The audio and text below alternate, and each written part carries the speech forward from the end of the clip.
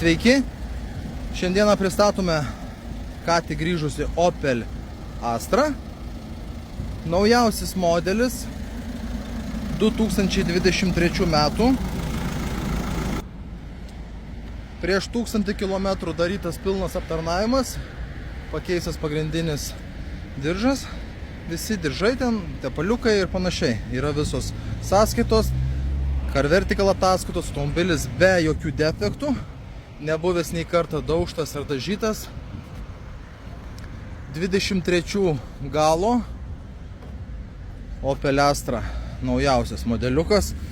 Labai daug asistentų, atbulinė kamera, štorkės, užuolaidėlės papildomas, labai gražus ratai, kėbulas idealios būklės, ant galinio buferiuko gal šiek tiek nuo transportavimo, bet net nematytume turbūt.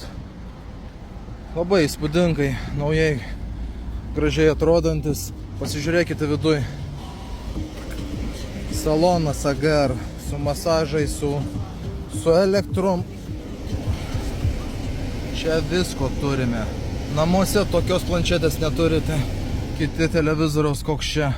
Viskas nauja. 139 000 važiavusi. Pilni servizai, draivai, sportai. Čia kaip BMW, prabangiam BMW. Nežinau, čia šildomi vairai, sėdynės, linijos, distronikai. Pilnas. Odos nėra, neina į tokius modelius, vienetiniai, palei užsakymą tik tai.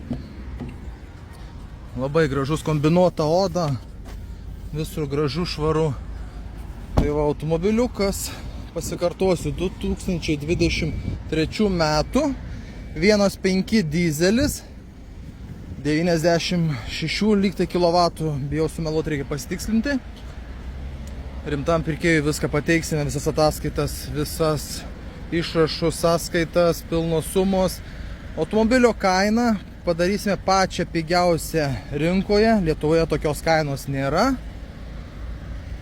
Padarysime už 18 000 eurų. Į tą kainą uždėsime visiškai naujas padangas dovanų. Visiškai naujas. Techninė apžiūra galiojanti, nes naujam automobiliui galioja 3 metams, tad dar varyti jos nereikia, dar metus laiko galioja. Tai va, jeigu ką domina, naujausias Opel Astra modelis už 18 023 metų galo, 1.5 dizelinas automatas. Ką, gražios dienos!